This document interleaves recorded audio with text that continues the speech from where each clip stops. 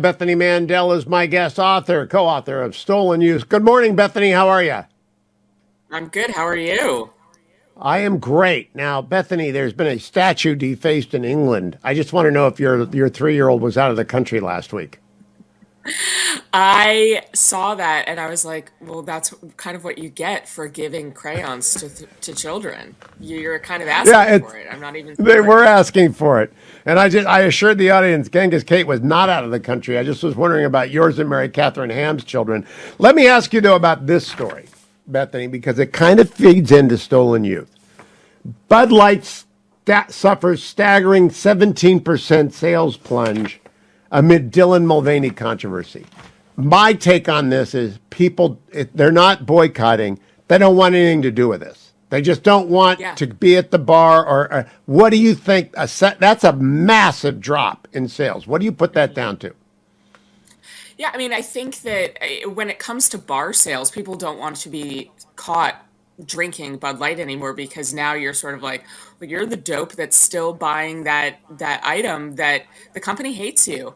Mary Catherine on her podcast, Getting Hammered, had a great sort of take about it. She said, I'm not boycotting. I don't feel like I am sort of angrily distancing myself from the brand out of spite. She just said, this is a brand that hates me. They don't want me as a customer, and I'm just listening. That's all I'm doing is listening. That is very well put. I'll ask her about that tomorrow. I never boycott anything. I think they're dumb.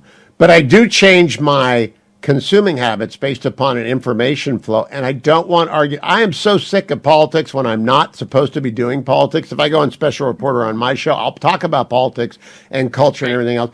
But mostly I want to focus on the NFL draft this week. And so I don't want to be drawn in to the Dylan Mulvaney conversation. And I think most of Americans are exhausted, and they don't want to talk about it with their children either. I mean, I don't want to go down and see my grandchildren this weekend and end up talking about Dylan Mulvaney. Yep, that's exactly right. One of my favorite columns ever in the history of column writing. Jay Nordlinger, I don't know, probably 20 years ago, wrote a column, My Kingdom for a Safe Zone. And that was, 15, 20 years ago. And now I'm like, please God, I would love to go anywhere or do anything without it being a value signal. And now you go to the bar and you order a beer and you have to sort of check the bona fides of your beer company to make sure that they don't hate you. You have to check your shoe company. I mean, it was Nike as well. What I found was interesting was that the Nike deal and the Bud Light deal happened simultaneously. Nike got a lot less pushback than Bud Light. And I think it's just because people sort of associate Bud Light with not being overtly political in a way that Nike has been for years, but also just because they were supposed to understand who their customers. Oh, we lost Bethany there, lost her feed. She froze on us. They are supposed to understand who their customers are. They are supposed to know that. Nike is a left. There she's back. We lost you there for a second, Bethany. So you were saying Nike is known. It's from Oregon. Phil Knight just gave Yeah. $400 million to Portland to rebuild their African American neighborhoods. They are a left wing company. Bud is Missouri. Bud is the Clydesdales. And she also attacked the fratty, their vice president of Yes. marketing, attacked the customer. I mean, it's just, Yep. where do these people learn this?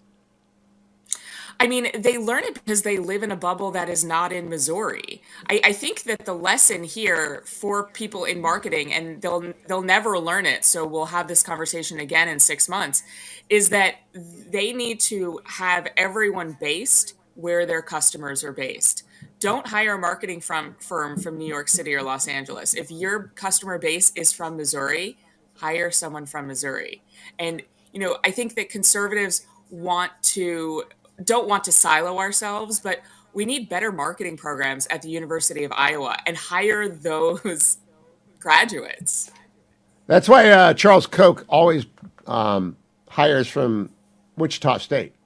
He just hires from Oh, Wichita State, and he gets very competent, very successful Wichita State people who just do their jobs. Bethany, very quickly, I want to ask you about Tucker. I think he could very well be Donald Trump's vice presidential selection. I don't know what happened. Nobody knows what happened. But what do you think is the reaction of the public to that? I mean, I think people were really shocked. He was probably their most popular anchor. Among people in the media circuit, he elicits very strong feelings one way or the other. Either it was funny. I tweeted last night that I've heard so many stories of him sending out of the blue text messages and calls to people who were sort of in the lower rungs of the conservative movement, and I got a text like, look up in the dictionary jerk. This person did not say the word jerk, but and you'll find a picture of Tucker Carlson. So there's these like very extreme opinions about Tucker on either side, and that's, I mean, that's Trump as well. So I can sort of see how he might go that route and be like, this is a pick that will definitely get people Let talking. Truman He's in. not like Let Truman he was in, Bethany Mandel. We want to see he was just Truman. next to me.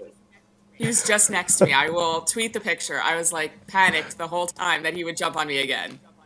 Oh, we love Truman. Bethany Mandel. Follow her on Twitter at Bethany Sean Dark. Her book is Stolen Youth. I'll be right back, America.